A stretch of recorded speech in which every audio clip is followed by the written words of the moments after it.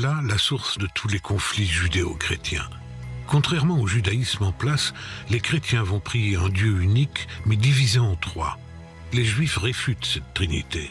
Ils ne sont pas les seuls. Certains chrétiens ne sont pas d'accord non plus avec cela, et plusieurs textes écrits à cette époque mettent même en doute la crucifixion.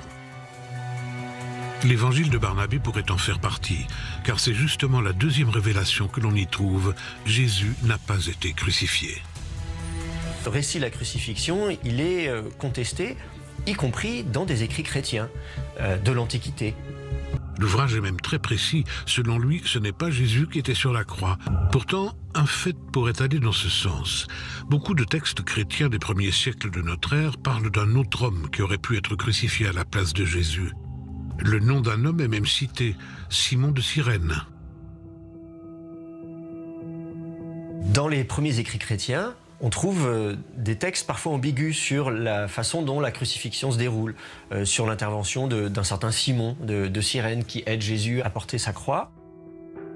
Simon de Cyrène, il apparaît tout à fait fortuitement dans les évangiles comme quelqu'un originaire de Cyrène, qui est une ville qui était importante à cette époque-là, dans l'actuelle Libye.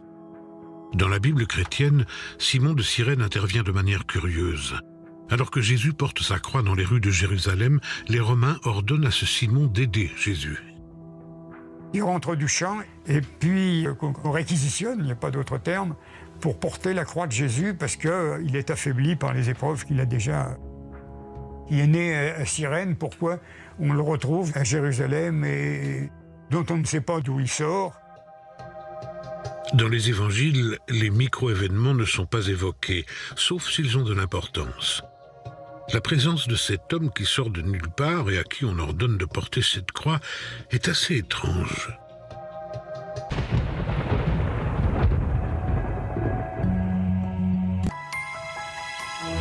Un évangile mystérieux a été découvert, l'évangile de Barnabé.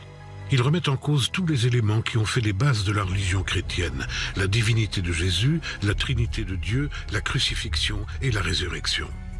Nous avons vu que les révélations de cet évangile révolutionnaire pouvaient être crédibles. De plus, il n'est pas le seul ouvrage contestataire écrit dans les premières années qui ont suivi la mort de Jésus. Ce qui est sûr, c'est qu'il y avait des chrétiens qui ne croyaient pas en la crucifixion. Ils se sont retrouvés minoritaires et donc ils ont été considérés comme hérétiques. Mais ces évangiles contestataires ont disparu.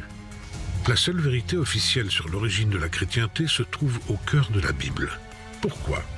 Pourquoi avoir fait disparaître ces textes qui disaient autre chose ?